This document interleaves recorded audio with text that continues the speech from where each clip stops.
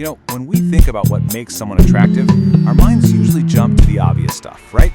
Looks, status, maybe a certain kind of charm. But what if the most powerful, the most lasting source of attraction is something you can't even see at first? So, let's really get into this. Is attraction just about that initial spark? That immediate chemistry? Or is there something way deeper going on? Something that's literally hardwired into our survival instincts?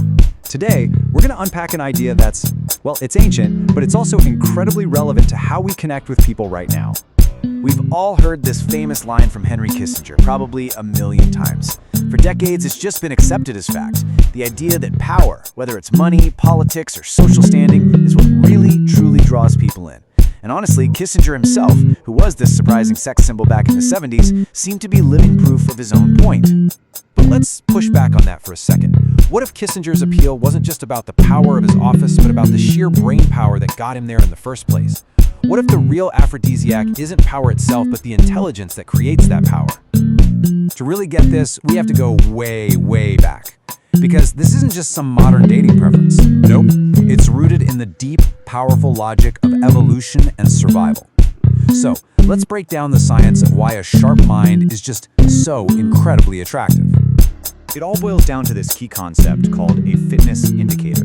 Now, in the animal kingdom, these are super obvious displays. Think about a lion's mane or a peacock's crazy, vibrant feathers. They're all basically big, flashy advertisements to potential mates, screaming, "Hey, I've got great genes, I'm healthy, I'm a really good bet for our kid's future." And this is where it gets really cool. Evolutionary psychologists argue that for humans, our most impressive courtship ornament isn't physical at all. It's our brain. That quick wit, a super creative idea, telling a captivating story, that isn't just charming. It's a signal that's really hard to fake. It shows off a healthy, efficient, well-developed mind. It's our version of the peacock's tail. So this slide lays out a really fascinating comparison. On the one hand, you've got physical signals. They're super important, of course. They give you instant info about someone's health and fertility.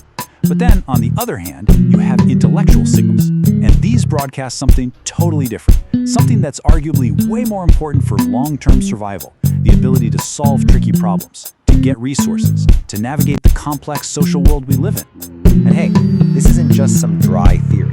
History is absolutely packed with incredible examples of people whose main weapon of seduction was their mind. So let's look at some of these amazing case studies.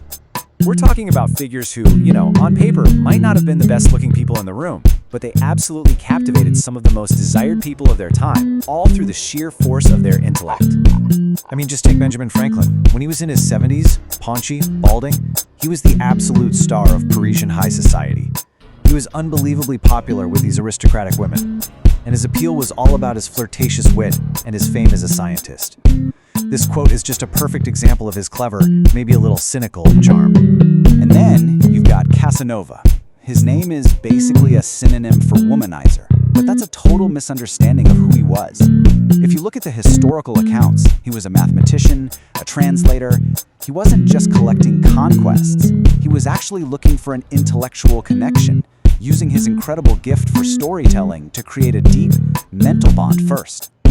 But maybe the most iconic example of all is Marilyn Monroe and the playwright Arthur Miller. I mean, think about it. She was the biggest movie star on the planet, and he was this reserved, serious intellectual. Monroe, who famously kept a picture of Albert Einstein on her piano, was totally drawn to Miller's mind. She felt like he saw past her public image and could give her the stability and the intellectual challenge she was desperate for. Okay, now, we have to draw a really clear line in the sand here.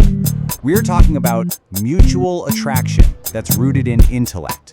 This is a world away from figures like Genghis Khan, whose access to women was purely a result of conquest and force. True intellectual attraction is about a meeting of minds, not an exertion of power. And don't for a second think this is just some phenomenon limited to a few historical figures from Europe or America. This attraction to a powerful mind, to character, to spirit, it's a global thing. Yeah, this is a truly global phenomenon. Think about someone like Nelson Mandela. His immense charisma didn't come from his looks, right? It came from his incredible strategic mind and his unshakable moral character. Or Frida Kahlo, whose raw intellectual and artistic vision made her completely and utterly captivating. These people were seen as deeply attractive, not just for what they did, but for the sheer force of intellect and spirit that drove them. So this really brings us to what you could call the attraction matrix, which this slide lays out perfectly. You can see physical looks are crucial, especially for that short-term attraction. They signal good genes and health. But then, look at the next two rows. When it comes to a lasting partnership, intellect and kindness become absolutely essential. They signal long-term value, resourcefulness, trustworthiness, and all the qualities of a good parent and a supportive partner. And you know what? In our modern vocabulary, we actually have a word for this now, sapiosexual. It describes someone who is primarily, genuinely turned on by intelligence. It's a new word, but it just formalizes an idea that's been a part of human attraction for thousands of years. Okay, so how does this ancient preference actually play out today, in a world that's so dominated by technology and dating apps? Let's connect all these ideas to the reality of modern romance. Online dating is such a fascinating paradox, isn't it?